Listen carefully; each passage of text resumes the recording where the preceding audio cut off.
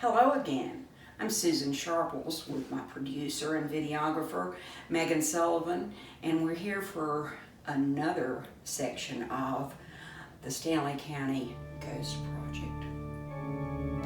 We're at the Isaiah Snuggs House again to tell you of a few more events which have taken place over the past few years. As we've told you before, there have been many unexplained happenings.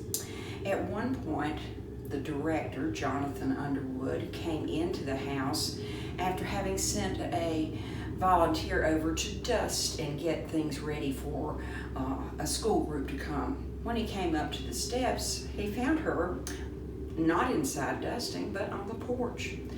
She was watering plants. He asked her if she had finished, and she said, "Well, I finished whenever I heard someone say hello, and I looked up and saw a young boy at the back of the building.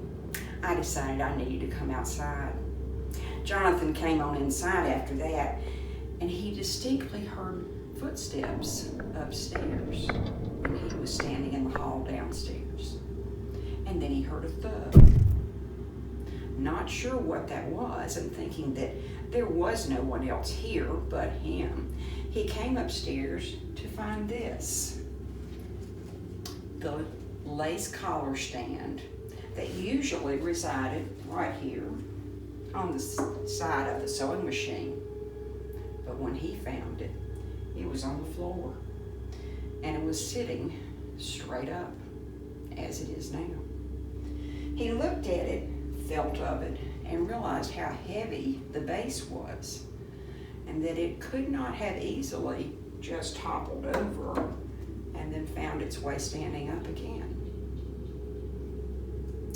He picked it up, set it back on the sewing machine table, and decided it was time for him to leave also. Now you may notice that we've got some of the toys and things, and we're beginning to decorate for Christmas, just as we've done every year, so that people can come in and see what the house was like in the late 1800s and 1900s. You may even get to see something happening with the toys from those days. Welcome to the Snuggs house, the upstairs bedroom. There are actually two. This is the larger. In this room, we have a really unusual story that happened with no one around, but the evidence was clear. The director of the museum at that time, Jonathan Underwood, came upstairs to prepare the rooms for a tour group. And as he approached the outside door, he looked inside and realized the portrait, which had been hanging over the mantel, was face down at the doorway, clearly almost 12 feet away from where it had been hanging.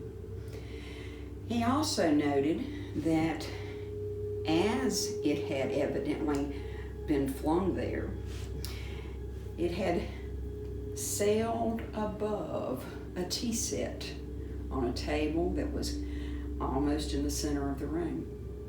The creamer of the tea set was on its side. The pitcher of the teapot was broken. No one knows who did this. Things were set aright, and the tour group came home.